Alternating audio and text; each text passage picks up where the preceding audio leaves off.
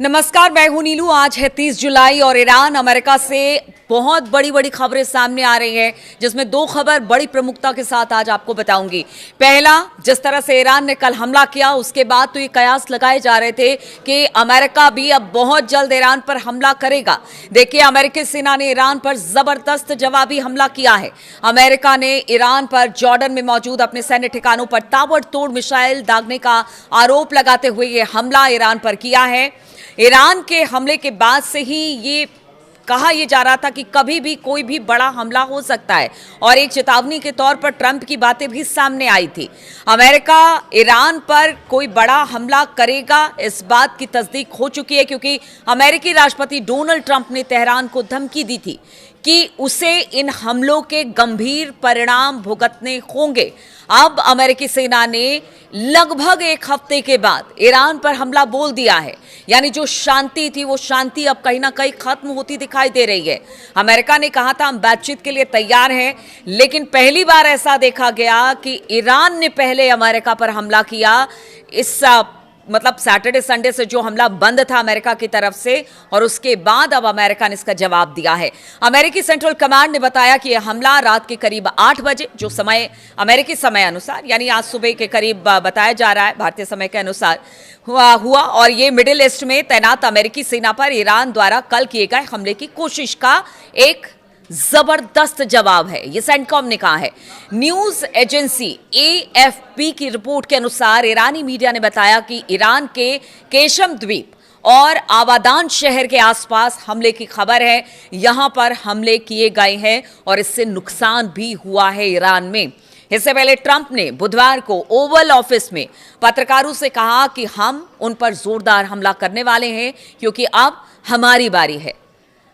देखिए, मतलब कल से ही ये कहा जा रहा था, ये हमेशा हमने देखा कि पहले अमेरिका ने हमला किया और उसके बाद ईरान ने उसका जवाब दिया, लेकिन इस बार बाजी पलटी।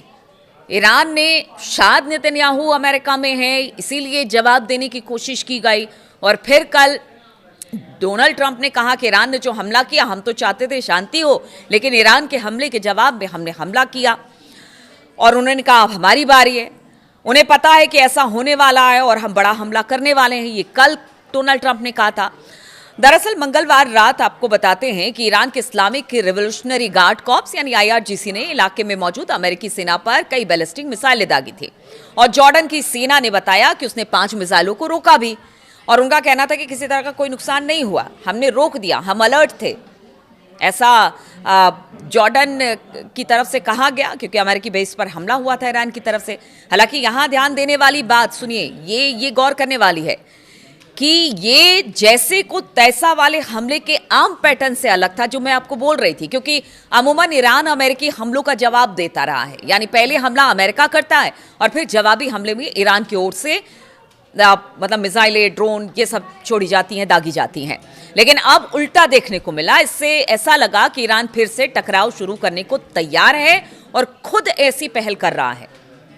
इसके अलावा अमेरिकी सेंट्रल कमांड ने बताया कि उसने और सऊदी अरब की सेना ने मिलकर इराक में ईरान के सहयोगी पॉपुलर मोबिलाइजेशन फोर्सेस यानी पीएमएफ के खिलाफ हमला किया है।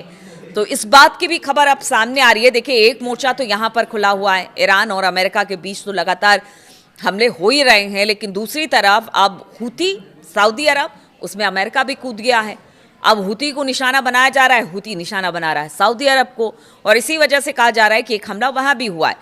अब सुनिए, सीएनएन की रिपोर्ट के अनुसार पीएमएफ ने बताया कि बुधवार को हुए हमले में कम से कम 20 लोग मारे गए और ईरान के इस्लामिक रिवोल्यूशनरी गार्ड कॉर्प्स के 4 सदस्य भी मारे गए हैं, ऐसा दावा है। मतलब सऊदी अरब की तरफ से जो दावे किए जा रहे हैं उसकी तस्दीक की है सीएनएन ने। अब दूसरी बड़ी खबर आप सुनिए जरा। यमन के हुती विद्रोही दक्षिणी लाल सागर में बाब अल मंदेब से गुजरने वाले कमर्शियल जहाजों से टोल वसूल सकते हैं। ये बहुत बड़ा झटका दुनिया भर के लिए होगा, क्योंकि पहले ही हॉर्मूज पर संकट के बादल छाए हुए हैं, हॉर्मूज से जहाज नहीं निकल पा रहे हैं, और ऐसे में अगर हुती ने ये ऐलान कर दिया है कि वो अब बाब अल मंदेब से गुजरने वाले जहाजों से टोल वसूलेगा, तो आप समझिए कि स्थिति और कितनी विकट हो जाएगी। यमन के एक बड़े हिस्से में प्रशासन संभाल रहा ये गुट इस पर विचार कर रहा है कि ये इसी तरह का प्लान हो सकता है जैसे ईरान के हॉर्मुज स्ट्रेट के लिए बनाने की बात कही गई है। यानी हॉर्मुज से जो ईरान कह रहा है कि हम यहां से टोल लेंगे, हम एक कॉरिडोर बनाएंगे, यहां पर सेफ कॉरिडोर होगा और यहीं से जहाजें निकलेंगे और हम उससे पैसा लेंगे। कुछ उसी तर्ज पर अब हूती भी आगे बढ़ रहे हैं। ईरान ने अमेरिका और इजराइल के हमलों के बाद साफ कर दिया कि हॉर्मुज यातायात पर उसका नियंत्रण होगा और हॉर्मुज और बाब मंदेब दुनिया के बेहद जरूरी समुद्री रूट हैं। देखिए, यहां से रोजाना हजारों जहाज मतलब इस जंग के छिड़ने से पहले गुजरते थे और पूरी दुनिया में यहां से गैस और तेल यहां से गुजरते थे। एक रिपोर्ट के मुताबिक रॉयटर्स ने कहा कि हूती जहाजों पर फीस लगाने पर विचार कर रहे हैं और यह कदम सऊदी अरब पर नौसैनिक नाकेबंदी की घोषणा के बाद उठाया जा रहा है। देखिए, ये बात हूती लगातार कहता रहा कि अगर लाल सागर में उसको डैमेज किया जा सकता है तो वो कभी भी इस रूट को पहले तो उन्होंने कहा था कि चोक कर देंगे और हमने देखा था कि पहले अमेरिका के साथ भी इसकी बड़ी ज़्यादा ठनी हुई थी। अमेरिका के जहाज़ों को निशाना बनाता था, फिर एक एग्रीमेंट हुआ, फिर कहा गया कि आप हम पर हमला नहीं करेंगे। लेकिन जब ये युद्ध की स्थिति बनी और हूती ने कहा कि वो ईरान के साथ है, तभी से ये धीरे धीरे ये मामला बढ़ता चला गया। और फिर सऊदी के साथ हूती के जो पीछे कुछ दिनों में हमने देखा, हफ्ते 10 दिन में, कि किस तरह से हमला एक दूसरे पर हो रहा है, उसके बाद तो अगर ये कदम हूती उठाने की बात कर रहा है तो ये चिंता का विषय जरूर है। देखिए, ईरान समर्थक हूतियों ने 20 जुलाई को सऊदी के खिलाफ समुद्री नाकेबंदी की थी। ऐसा करते हुए उन्होंने ईरान युद्ध में अमेरिका और सहयोगी के खिलाफ नया मोर्चा खोल दिया, टैंकरों पर हमले बढ़ा दिए। बाब अल मंदेब ये रास्ता दक्षिणी लाल सागर को अदन की खाड़ी से जोड़ता है, बेहद सकरा रास्ता है, इसलिए इसको चोक करना बहुत मुश्किल नहीं होगा। या यहाँ पर अगर मतलब हूती जब चाहे यहाँ पर जहाज़ों को रोक सकता है, टारगेट कर सकता है। लेकिन ये बहुत अहम रास्ता है, इसलिए कहा यह जा रहा है कि अगर ये भी बंद हो गया और अगर इस पर भी हूती ने जिस तरह से हॉर्मुज को लेकर स्थिति बनी हुई है, तब तो फिर वाकई ये बड़ी दिक्कत की बात है। और सभी का यही कहना था कि एक हॉर्मुज का मसला तो सुलझा नहीं, अब आप देखिए बाब अल मंदेब का मसला शुरू हो गया। हालांकि अभी से लागू करने की समय सीमा हूती ने तय नहीं की है, वो नहीं बता रहा है कि कब करेगा, क्या करेगा, लेकिन एक तरह से प्लानिंग जरूर चल रही है। रॉयटर्स के अनुसार हूती अधिकारी जुलाई में दिवंगत सर्वोच्च नेता आयतुल्लाह अली खामनेई साहब के अंतिम संस्कार समारोह के लिए पहुंचे थे ईरान। वहां ईरानी अधिकारियों ने उनसे बाब अल मंदेब से गुजरने वाले जहाजों पर फीस लगाने के मुद्दे पर चर्चा की। शायद ईरान भी चाहता था कि हूती वहां पर दबाव बनाए, जिससे यहां पर अमेरिका और ईरान के बीच में जो युद्ध है उसका असर पूरी दुनिया पर पड़े। शायद इसी मंशा के साथ ये सब कुछ किया गया। एक तरह से कह लीजिए कि ये दबाव बनाने की कोशिश है हूती और ईरान की तरफ से। हूती का बाब अल मंदेब में टोल लगाने का कदम का मकसद अंतर्राष्ट्रीय जलमार्गों पर फीस लगाने की प्रक्रिया को सामान्य बनाना और अमेरिका पर दबाव बढ़ाना है। रिपोर्ट के अनुसार तेहरान से हवाई जहाज से लौटे, बताया जा रहा है कि जब तेहरान से लौटे हूती अधिकारी तो उनके साथ ईरानी सलाहकार भी मौजूद थे उस प्लेन में।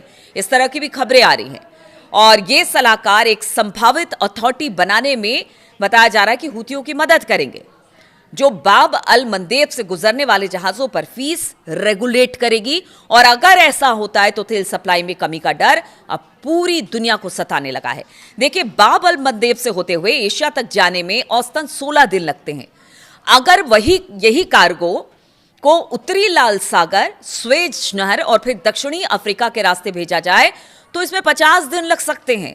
आप देखिए कि ये रास्ता कितना लंबा हो जाएगा, कहां 16 दिन और कहां 50 दिन। रास्ता लंबा, खर्चा ज्यादा, और उस पर से आप सोचिए कि जो दिन बीतेंगे और जो किल्लत होगी आने जाने आप में सब तमाम चीजों में, वो अलग। ऐसे में ये रूट वैश्विक व्यापार के लिए बेहद अहम माना जा रहा है। अब एक और खबर सुन लीजिए, ये चीन से आ रही है और ये अमेरिका और ईरान के युद्ध से जुड़ी हुई है।